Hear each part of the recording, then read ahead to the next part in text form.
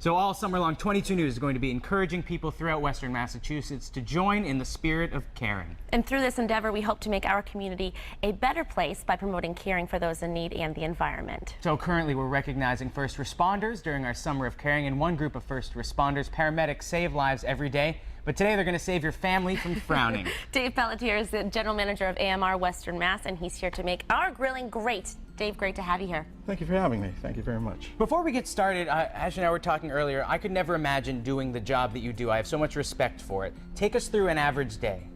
Well, there really is no such thing as an average day when you're talking about paramedics or EMS in general. Every day is different. You never know what's coming. You can have a car accident, you can deliver a baby, you can do a cardiac arrest, a shooting, and then some days you do very, very minor calls. And that's what's exciting about it. That's the real joy of it, is you just never know what you're coming up against each time.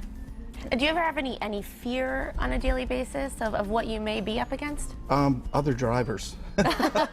Something as simple as that. Yeah. The paramedics are trained so well at what they do in the medical side, but we can't control what the drivers are doing, the other drivers, and they don't pull over, or they don't pay attention to the lights and siren, and that's probably the most dangerous and stressful part of the whole job. So let's tell everyone right now, if you do see those lights and sirens, pull over. Oh, you have to pull over, stop your car. Make their job easier. Yeah, don't text when you drive, Of course too. That's not. just a PSA for me. And that's part of it, texting, cell phones, stereos are loud, turn things down and Let's be a responsible pay attention to driver. what's going on to help out there. the people who are trying to save Because you may lives. end up riding with us if you don't, and you don't want to do that either. All right, let's get grilling. Definitely, because in your free time, you're the chef in the home, so you like to do some cooking, and now you have a great grill recipe for us today.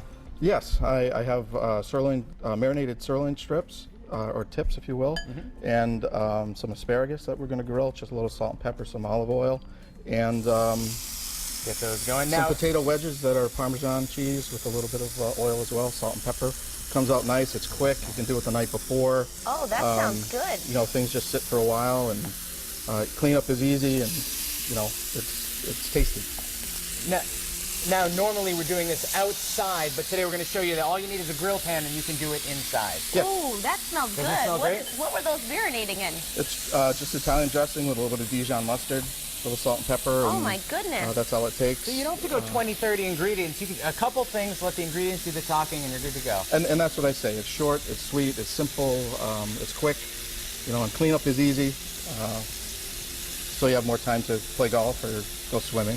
Or play with your kids, or have fun And that's outside. That's right, of course. Well, Dave, why don't we let this cook? We'll check back in a little bit, so you don't go anywhere. We're going to finish up this dish a little bit later in the show, and there's more Mass Appeal up right after this.